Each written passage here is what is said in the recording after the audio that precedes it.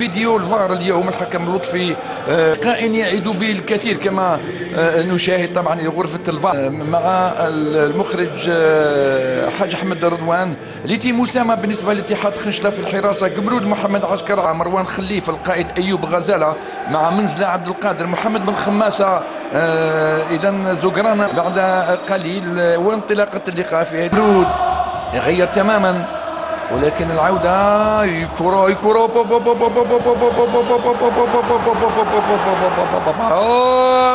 فادح في الوسط. شوف هاي كرة تبدو كأنها سهلة بعد هذه الرأسية الخلفية كما يقال من فرحات، ومن حسن حظ المولودية أن رمضان عبد اللطيف كان في المكان المناسب. ممتاز هذا والركنية الجهة اليسرى لتيم أسامة لصالح المولودية والرأسية. أسامة لتيم ينقذ مرماه، كان في المكان المناسب. شوف هنا جاتو طاك ضربت على الأرضية وراحت، ولكن الحارس تألق وتعملق وتمكن من إنقاذ مرماه من هدف كاد أن يكون القوي من زقرانة. هاي الرأسية والتدخل الرائع جدا من أسامة إلى حد الآن. كانت في العارضة وليس تدخل. حظ المولودية أن المدافع مروان التصويبة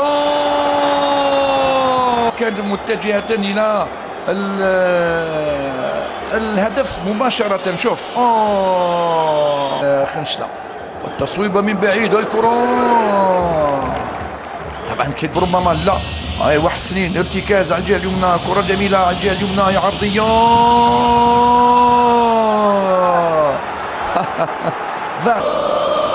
هاي الإعادة من قمرود، هاي الرأسية هو ما ضربهاش مليح المهاجم مبيلا، ولكن في نفس الوقت رمضان رضا حليمية كرة بنغورا الجهة اليمنى في المرات القليلة جدا اللي وصلت الكرة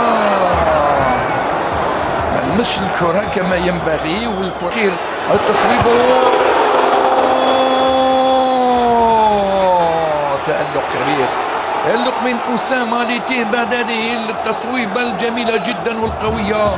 كانت من العربي تبدي يشوف الكرة هذه القطرية دياغونال والتصويبة وباليد اليمنى يبعد الخطر، والكرة التي كانت متجهة إلى الشباك. شوف بوم حاجي يوصلها لإيسانغ ماتوتي يبحث عن الرجل اليسرى، كانت في المرمى لكن في السهرة نتاعو. شوف يبحث عن القدم اليسرى، يراوغ الاول ثم يراوغ العيجي وبالتصويبه، ولكن كان في المكان المناسب. تركيز اعلى درجه. نشعر انه رمضان راه في الجدار. هاو اسلام بكير على الصوره، من سينفذ؟ ممكن ايسانغ لا يتركها. الهدف الاول في منتهى الروعة رغم الارتماء لرمضان، ولكن في تحية لهذا اللاعب. يا بعيدة على رمضان، مش عارف لأنه حتى أقول الجدار تحرك وترك الكرة تمر. حسام بن يحيى، أنا شوف الإعادة، شوف الكرة بابا ده كان بعيد كثير. أن الوضعية يظهر لي التموقع للجدار المولودية كان لم يكن في المكان المزين. الدين فرحات وصل لرضا حليمية، أول كرة تقريبا لبنغورا في هذه اللقطة، تقريبا نقولها في وضعية سانحة لتهديد مرمى اتحاد خنشلة والحارس أسامة ليتيم، ولكن كورته راحت بعيدة، حب يلعبها عكسية. طبعا العربي في العمق هنا دخل منطقة العمليات والعيجي ضيعها وتألق الحارس، ولعبنا 36 ثانية. هنا دفع من الخلف بالجديد، وهذه الركنية من لصالح المولودية. نعيجي طويلة الكرة ولم تخرج. هاي الرأسية التصويب وضع التسلل.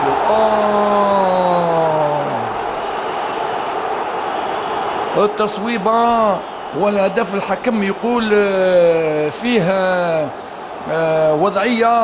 وضعية تسلل. طبعا راح يكون فيها عمل بالنسبة لبوكواسا والفار. راح نشاهد طبعا بعد هذه المخالفة هنا. هل الكرة خرجت؟ هل الكرة خرجت 100%؟ هل الكرة هنا ما في كان حتى مشكل لقبرود يدخل منطقة العمليات يسار. رمضان يا رمضان في شهر رمضان البركة تدوم إلى حد الآن. رمضان عبد اللطيف يتمكن من إنقاذ مرماه من هدف كاد أن يكون محقق. الهدف الثاني القاضي ربما على أمل المولودية في العودة في هذه. هل هو أم منزلة؟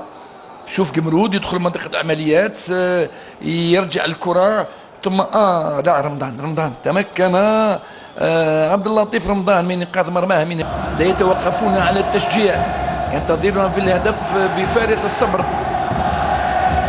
هاي الكرة العرضية مرة أخرى كاد أن يفعلها المدافع في مكان المهاجمين. القائد أيوب غزالة بعد المخالفة هذه من زين الدين فرحات الذي سيقوم بتنفيذ. وحتى العدد مش ممكن أنه راسية وتألق أسامة ليتيم يتألق في هذه اللقطة.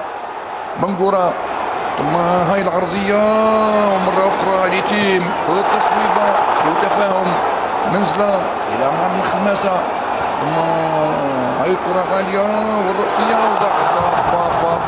وضغط لينا. نعرف أنه المولودية أو اللاعبين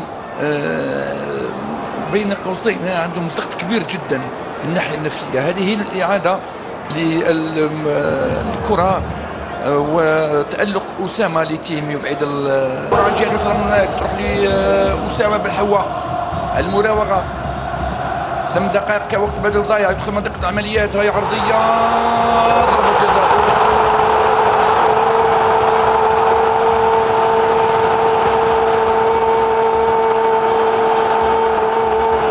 ضربة جزاء إعادة. هاي الإعادة ثم أسامة مش عارف ما تظهرش مليح هنا.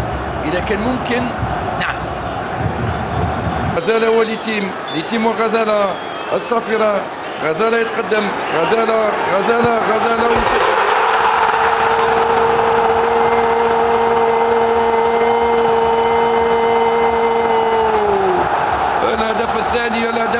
الهدف الثاني لصالح المولودية في الدقيقة 97. مولودية الجزائر هدفان. اتحاد خنشلة هدف. الكرة في جهة والحارس في جهة. اتحاد خنشلة هاي الإعادة أعطاه الروح وأعطاه السرعة وأعطاه الإضافة. اللاعب بن حوا أسامة أقنع الجميع. أكيد أنه أقنع خالد بن يحيى وراح يخليه يلعب كأساسي في المباراة القادمة. شوف ببرود الدم قاتلة تمكن من تين ويسترجع مكانته. قندوزي يمر في مرحلة صعبة ونهاية المباراة. في هذه اللحظات حسام بن يحيى يحسم النتيجة النهائية لصالح المولودية بهدفين مقابل هدف ثاني عن طريق ضربة جزاء في الدقيقة في الوقت بدل الضايع. هدفان مقابل هدف. كما نشاهد على الصورة